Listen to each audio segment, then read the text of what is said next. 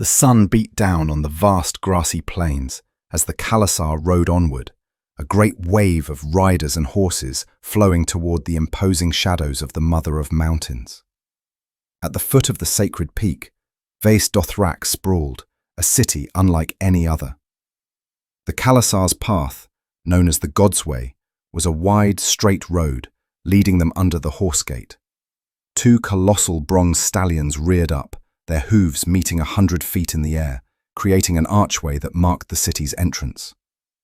Daenerys Targaryen, known as the khaleesi, peered out from beneath her travelling hood, puzzled. There were no walls, no buildings, and no people to be seen. Instead, the landscape was dotted with ancient monuments and statues from conquered cities, broken gods, fallen heroes, and stolen treasures scattered across the grass, testaments to the Dothraki's might. As Daenerys glanced back at her brother Viserys, now mounted on a horse once more, her mind wandered to the long, difficult ride east. After a shameful incident on the Dothraki Sea, where Viserys had foolishly challenged Khal Drogo, he had been forced to walk, earning him the Dothraki nickname Khal Raymar, or the Sore-Foot King. The ridicule had continued when he had accepted a ride in a cart from Drogo, earning him the moniker Khal Ragat, the Cart King. Unaware of the mockery, Viserys had taken a certain pride in his new titles. It was only after Daenerys' impassioned pleas to Drogo, and her convincing him to allow Viserys to ride again, that the insults had finally ceased.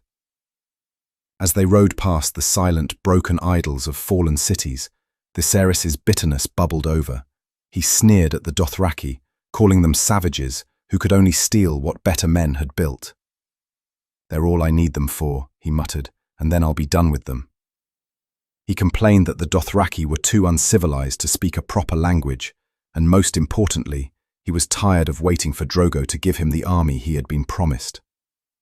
Sir Jorah Mormont, the exiled knight who had sworn fealty to the Targaryens, rode alongside them, listening to Viserys' rant. "Drogo will honor his promise in his own time, Your Grace," he said calmly, his voice low enough that the surrounding Dothraki, who could not understand the common tongue, would not hear. Viserys, however, scoffed and rode ahead. Jorah turned to Daenerys, explaining that the Dothraki were not merchants who bartered for goods. "Khal Drogo considers you a gift, Princess," he said. "In time, he will give a gift in return." Daenerys, however, was still concerned about her brother. "It's not right to make him wait," she said, her voice laced with worry. "He believes he can sweep across the 7 kingdoms with 10,000 Dothraki." Jorah let out a dry, humorless laugh. "Your brother could not sweep a stable with 10,000 brooms." He paused, then his expression grew serious. "But what about someone stronger than your brother?" she pressed. Jorah admitted that when he first arrived in Essos, he had seen the Dothraki as little more than half-naked barbarians, believing that 1,000 good knights could easily put 100 times as many Dothraki to flight. Now he wasn't so sure. The Dothraki were the greatest riders in the world. Their bows had a longer range, and there were so many of them. Drogo alone commanded 40,000 men, the same number Prince Rhaegar had brought to the Battle of the Trident. And only 1/10 of Rhaegar's men were knights, Jorah added. When he died, many fled. Such a rabble would not last long against 40,000 Dothraki. He did, however, point out a key weakness. "The Dothraki have no patience for siegecraft," he explained. "If the armies of Westeros stayed behind their castle walls, they could hold out forever." However, he added, Robert Baratheon was fool enough to give them battle, but his advisors, Stannis Baratheon, Tywin Lannister, and Eddard Stark, were not. The way he spoke the last name caught Daenerys' attention. "Do you hate him?" she asked. Jorah's reply was filled with bitter resentment. "Eddard Stark took everything I loved from me for a few lice-ridden poachers and his precious honor." As they neared the city proper, Vaes Dothrak revealed its true nature, a sprawling, ancient and empty city, the largest yet smallest Daenerys had ever seen. Its buildings were a strange, chaotic mix of architectural styles, built by slaves who recreated the structures of their homelands. Jorah explained that the only permanent residents were the Dosh Khaleen, the revered widows of all the Khals who had come before. Yet the city was vast enough to house all the khalasars if they were to return at once, as the prophecies foretold. At the eastern market, the khalasar dismounted, and each rider surrendered their weapons to waiting slaves. In Vaes Dothrak, no man could carry steel or spill blood. Khal Drogo's palace was a massive 40-foot-tall feasting hall constructed of rough-hewn logs, its roof a canopy of silk. Surrounded by horse yards and hundreds of earthen houses, it was a testament to the power of the great Khal. As Daenerys dismounted, she was met by Koholo, one of Drogo's blood riders. He informed her that Drogo would ascend the Mother of Mountains that night to offer a sacrifice for his safe return.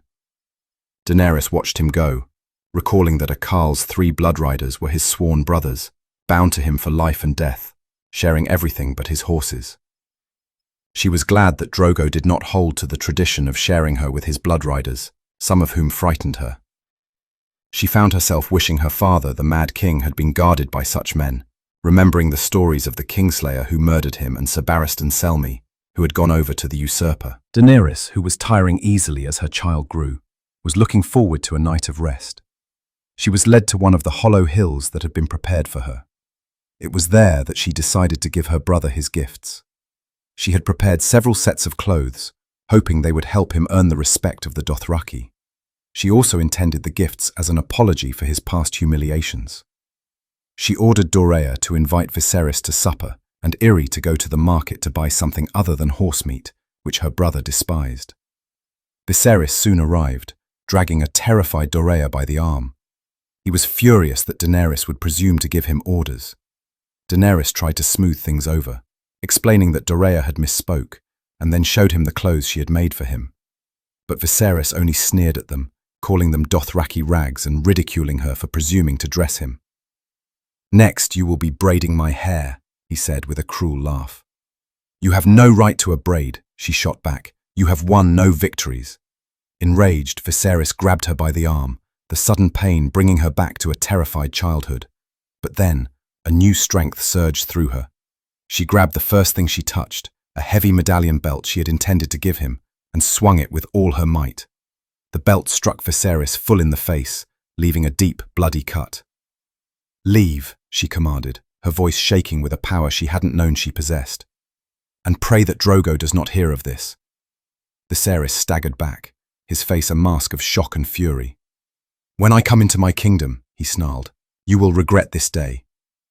He stormed out, leaving Daenerys alone, trembling with both fear and a strange, exhilarating sense of triumph.